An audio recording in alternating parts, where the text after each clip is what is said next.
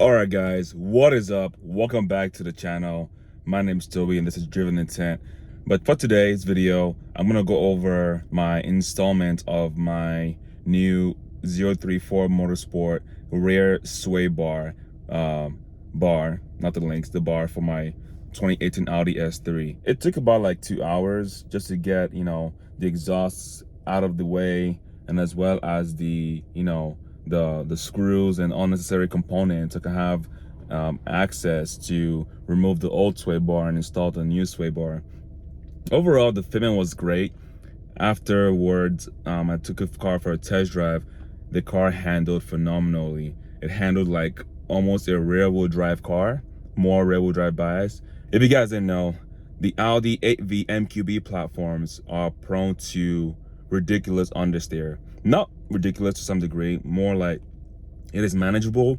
In the RS3, they're able to combat that with, wider front tires and, more wider front tires than the rear tires to enhance more grip in the front and to negate the understeer.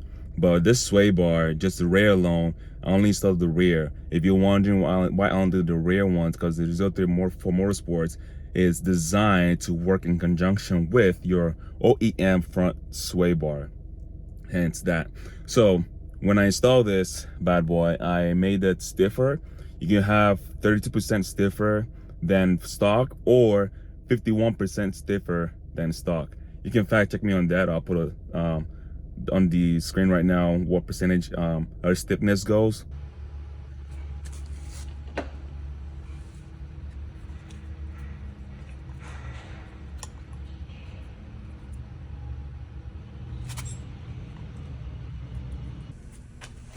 Alright guys, so right now I'm trying to measure, brought a tape measure. I want to measure the length of this one. This is the stock one. I'm gonna measure it exactly to this one, and I'll rotate it to where it's the exact length as a stock one, so that way there's no load or tension on this sway bar end link. It should be neutral position. And I'm going to attach these on the sway bar. These right here are grease fittings, and they're supposed to face downwards when you install it on the sway bar. So I'm going to do that real quick, and I'll see you guys there.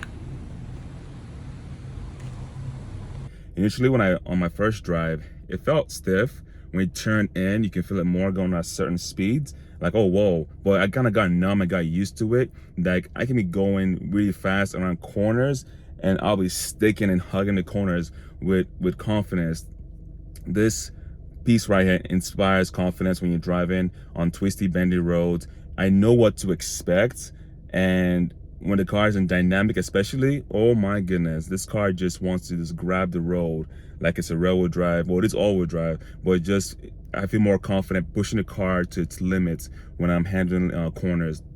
On the freeways, no more, I don't really notice any difference. For right now, my next mod for the car will be, I got a quote to do a turbo. I want to get a new turbo. I want to go stage 1 plus. I'm not sure as for the software I want to go. I'm stuck between Unitronic Stage 1 Plus or EQT Stage 1 Plus. I haven't had any issues on the forums with the EQT tune as far as, random mishaps, so to speak, by going Stage 1. TCU and ECU tune, that's the transmission, and as well as the engine tune. For those of you who doesn't know what TCU and ECU means, or TCU and ECU. Anyway, so that's where I'm at. It's a little bit pricey, but just saving up some money so I can get this mod going. I want to replace a new turbo. I don't like to, I have almost 80,000 miles. I have 76,000 miles on this car, and I have the stock turbo, stock tune. So my mindset is, before I do that, before I go stage 1, I want to do all the preventive maintenance first. So for example, I'm gonna do an oil change, obviously, and a coil pack, spark plugs, I'm gonna keep it stock, I don't need it. I'm also going to do carbon cleaning. The last time I did a carbon clean on my car was at 54,000 miles thereabout. Right now I'm at 76. I'm gonna just do it to get out the way. I have all the tools that I need. I just gotta buy the air compressor, no biggie, or rent one. I think it's cheaper to buy one from Home Depot or Lowe's. But yeah, I'm gonna do the carbon cleaning, probably change the PCV. You know, I'm almost at 80,000 miles. Maybe, just maybe, if I'm have the energy, I might as well just do it.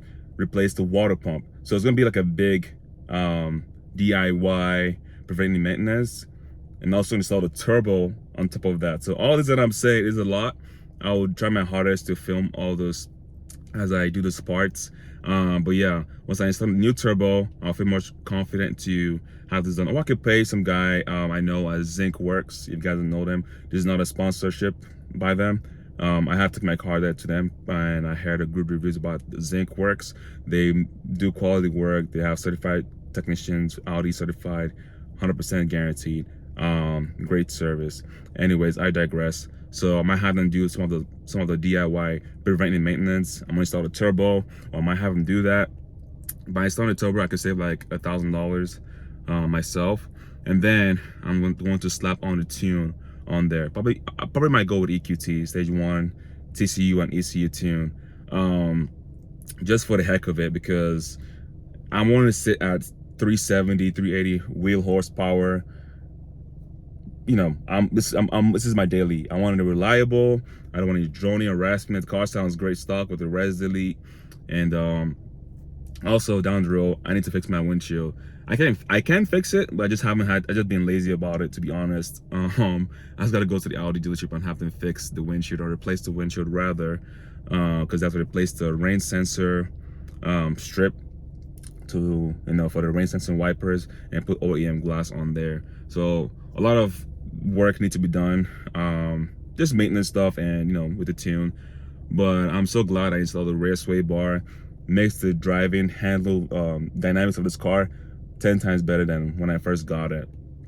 Down the road, I'll get some wheels as well, and I want to go 9.5. I want to go like a squared setup for my tires, 9.5 up front, 19 by 9.5 up front, and the same as the rear.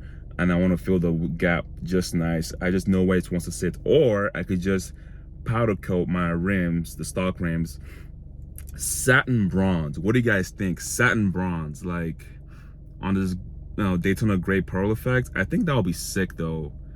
And then with the red, oh, that'll be sexy actually. Let me show you guys around.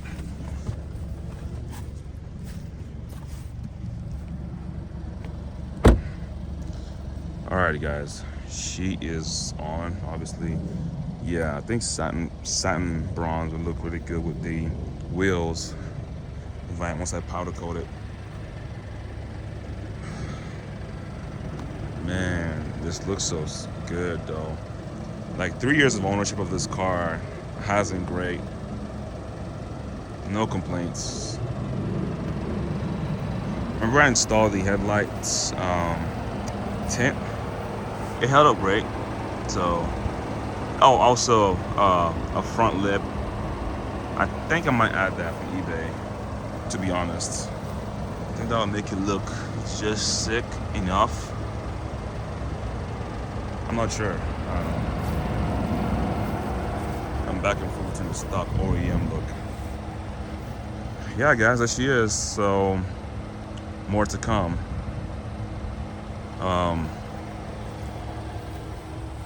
This is coming off a little bit. It's kind of like having that hazy effect on it.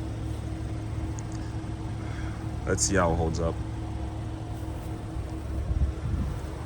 Yeah, car's been doing great.